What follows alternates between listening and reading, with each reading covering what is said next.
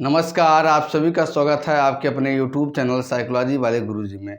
तो आज के इस वीडियो में हम जिस महत्वपूर्ण टॉपिक के बारे में बात करने वाले हैं उस टॉपिक का नाम है भारतीय समाज में अंधविश्वास, यानी कि सुपरस्टिशन इन इंडियन सोसाइटी। इसके बारे में हम बात करने वाले हैं। तो चलिए आज के क्लास को हम शुरू करते हैं। वीडियो में आप लास्ट तक बने रहिएगा, तभी आपको कॉन्सेप्ट क्लियर होने वाला है। तो देखिए, ये जो है अंधविश्वास शब्द से आप सभी लोग भली भांति परिचित होंगे। एक होता है विश्वास करना, एक होता है अंधविश्वास करना। विश्वास मतलब तर्क के सबूत के को ध्यान में रखते हुए किसी चीज़ पे विश्वास करना, किसी चीज़ पे भरोसा करना, उसको विश्वास। अंधविश्वास होता है मतलब आँख बंद करके किसी चीज़ पे भरोसा करना। तो भारतीय समाज में कुछ ऐसे अंधविश्वास है जिस पर व्यक्ति क्या है, आँख बंद करके भरोसा करता है। तो उसी को हम समझते हैं। देखिए, अंधविश्वास उस आराधक धारणा या अभ्यास को संदर्भित करता है जो अक्सर भय से भी अंधविश्वास होता है, लोक कथा से भी अंधविश्वास फैला रहता है और सांस्कृतिक परंपरा से भी क्या है, अंधविश्वास फैलता है। इन सभी पर क्या है, ये अंधविश्वास आधारित होता है। इसके अपेक्षाकृत की बुनियादी सबूत या तर्क की बजाय, यानी कि जो अंधविश्वास होता है वो ना बुनियादी सबूत या तर्क के बजाय किस पर होता है, भय, लोक कथा या सांस्कृतिक परंपराओं पर आधारित होता है। यह दिनचर्या के विभिन्न पहलुओं को प्रभावित करता है। तो आप भारतीय समाज में हैं, आपके समाज में जो सुपरस्टिशन प्रचलित है वो आपके दैनिक जीवन को विभिन्न पक्षों को जरूर प्रभावित करेगा। जैसे धर्म से हर व्यक्ति जुड़ा होता है, आध्यात्मिकता से उसका स्वास्थ्य और सामाजिक अंतरक्रिया, यानी कि समाज के साथ जो का इंटरेक्शन होता है वो भी क्या है, कहीं ना कहीं अंधविश्वास प्रभावित होता है। जैसे पहले के समय में क्या था अंधविश्वास, पर्दा प्रथा था, सती प्रथा। सती प्रथा में क्या होता था, जब कोई महिला का क्या है आदमी मरता था, उसके साथ महिला को भी चिता में जो है बैठा के जला दिया जाता जिंदा। तो ये एक तरह से क्या है, सुपरस्टिशन है, ठीक है। तो इसी को बाद में धीरे धीरे क्या है, जैसे लोग अवेयर हुए तो इसको क्या है बंद किया गया या इसको क्या है समाप्त किया। लेकिन अभी भी भारतीय समाज में कुछ ऐसे अंधविश्वास है जिसको लोग फॉलो करते हैं। तो वही देखेंगे भारतीय समाज जो प्रमुख अंधविश्वास है उसको हम बारे में हम देखेंगे। सबसे पहले यहाँ पर लिया गया है ज्योतिष और कुंडली। देखिए, ज्योतिष और कुंडली से आप भली भांति परिचित होंगे यदि आप हिंदू धर्म से बिलोंग करते हैं। प्रत्येक व्यक्ति क्या है, ज्योतिष और कुंडली की मदद से अपने क्या है अपने स्वास्थ्य की स्थिति को, अपने वैवाहिक जीवन को, अपने पारिवारिक जीवन को बेहतर करना चाहता है, ठीक है।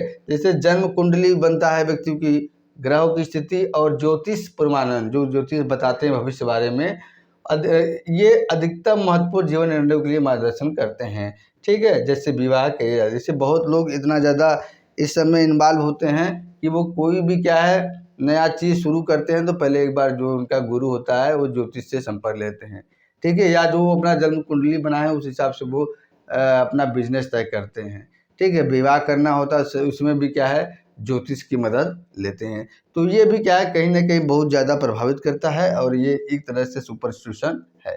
दूसरा है अंकशास्त्र, जिसको हम न्यूमरोलॉजी कहते हैं।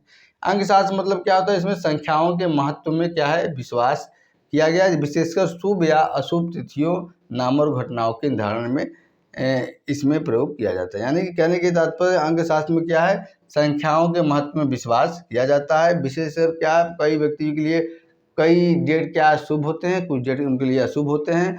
कुछ व्यक्तियों के लिए कई नाम शुभ होते हैं, बाकी नाम क्या है अशुभ होते हैं। और कई व्यक्ति के लिए कुछ घटनाएं शुभ होती हैं, बाकी क्या है अशुभ होती हैं, ठीक है।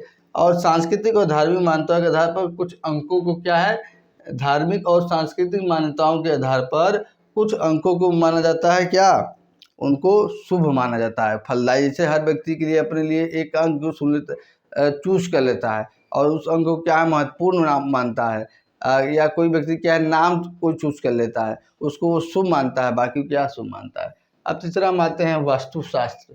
देखिए, वास्तुशास्त्र क्या होता है, कोई व्यक्ति जब आप घर बनाते हैं तो घर बनाने के लिए डिजाइन मतलब किचन किस कोड में हो, आपका बेडरूम किस कोड में हो, बाथरूम किस कोड में हो, तो उसके लिए वास्तुशास्त्र का मदद लेकर व्यक्ति क्या है अपने घर को डिजाइन करता है, जिससे क्या है बाद में कोई भी घर में कोई दिक्कत ना आए। देखिए, वास्तुशास्त्र और डिजाइन की भारतीय प्रणाली व्यक्तियों को उनके पर्यावरण के साथ सामंजस्य बिठाने का काम करती है।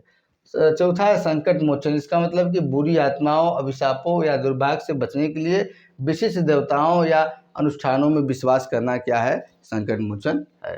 पांचवा है पशु से संबंधित अंधविश्वास क्या है। देखिए, कुछ जानवरों को अलौकिक शक्तियों में विश्वास सकारात्मक और नकारात्मक दोनों के रूप में माना जाता है। यानी कि कहने की तात्पर्य कि कुछ पशुओं को क्या है, शुभ माना जाता है, कुछ पशुओं को क्या है, अशुभ माना। जैसे बिल्ली अगर रास्ता किसी व्यक्ति को काट जाए तो उसको दुर्भाग्य का प्रतीक माना जाता है, और गाय वही रास्ता काटे तो उसको पवित्र या आशीर्वाद देने वाला माना जाता है। छठवां है शकुन और संकेत। देखिए, प्राकृतिक घटनाओं या घटनाओं की भविष्य में होने वाली घटनाओं के शकुन या संकेत के रूप में व्याख्या। यानी कि कोई घटना जो नेचुरल डिजास्टर है या भविष्य में कोई घटना होने वाली है, उसका शगुन या संकेत पहले के रूप में उसे मिलना, इसे ये भी क्या है, अंधविश्वास। जैसे कहीं जाता है व्यक्ति, अगर छींक देता है तो उसको क्या है, शुभ माना जाता है, ठीक है। और दाएं आँख फड़कना, बाएं आँख फड़कना, ये सब क्या है, शगुन और संकेत होता है भारतीय समाज के अनुसार किसी चीज़ के सफल या असफल होने में। तो आज की क्लास में हमने आपको डिटेल में बताया कि जो भारतीय समाज में प्रमुख अंधविश्वास है वो क्या है। आगे क्लास में इससे संबंधित किसी अन्य टॉपिक के बारे में बात करेंगे। अगर आज का सेशन आपको पसंद आया तो वीडियो को लाइक करके चैनल को सब्सक्राइब कर दें और ज़्यादा से ज़्यादा शेयर करें अपने उन मित्रों के साथ जो साइकोलॉजी में इंटरेस्टेड हैं। तो चलिए, आज के क्लास यहाँ तक, मिलते हैं अपने नेक्स्ट क्लास में। तब तक के लिए आप सभी का बहुत बहुत धन्यवाद। जय हिंद, जय भारत।